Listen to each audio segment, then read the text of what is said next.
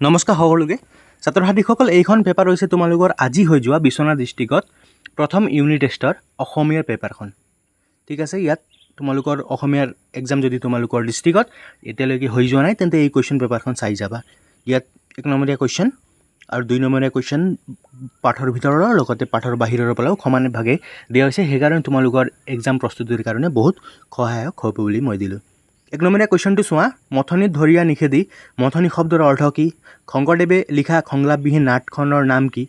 মানুহে পৰাৎপৰ বোলা কথাষাৰৰ অৰ্থ কি গোটেইটা কুৱেশ্যন যিবিলাক আছে গোটেইটাৰ এনসাৰকেইটা মই দি দিছোঁ তোমালোকক চোৱা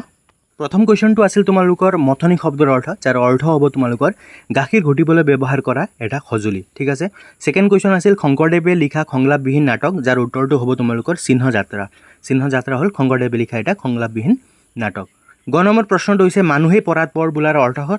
কথাষাৰৰ অৰ্থটো কি ইয়াৰ উত্তৰটো তোমালোকে লিখিবা মানুহে পৰাৎপৰ বোলা কথাষাৰৰ অৰ্থ হ'ল মানুহে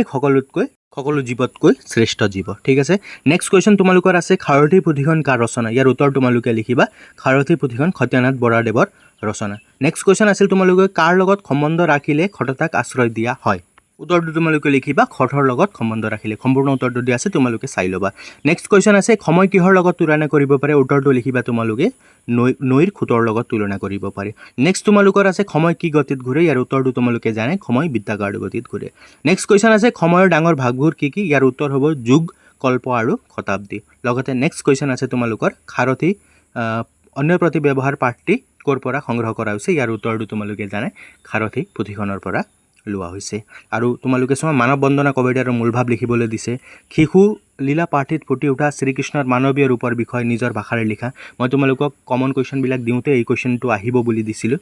বিশ্বনাথ ডিষ্ট্ৰিক্টত আহিছে তোমালোকৰ ডিষ্ট্ৰিক্টতো আহি যাব পাৰে ভালদৰে চাই পেলাই যাবা এই কুৱেশ্যন মই 5 নম্বৰ কুৱেশ্যনো আহিব বুলি কৈছিলোঁ যে কৃষ্ণক ধৰিবলৈ গৈ যশোদাৰ কেনে অৱস্থা হৈছিল ইম্পৰ্টেণ্ট কুৱেশ্যন হয় এইটো দিয়ে তোমালোকৰ আৰু এইটো মই তোমালোকক কৈছিলোঁ যে নম্ৰতা সজ ব্যৱহাৰৰ অনুপান এই কুৱেশ্যনটো দিব পাৰে তোমালোকক কমন হিচাপত দিছিলোঁ বিশ্বনাথ ডিষ্ট্ৰিক্টত দি দিছে তোমালোকৰ ডিষ্ট্ৰিক্টতো আহি যাব পাৰে তোমালোকে চাই পেলাই যাবা আৰু ইয়াত থকা গোটেইকেইটা কুৱেশ্যন তোমালোকে এজ এ প্ৰেক্টিছ হিচাপে লৈ পেলাই যদি তোমালোকৰ জিলাত এতিয়ালৈকে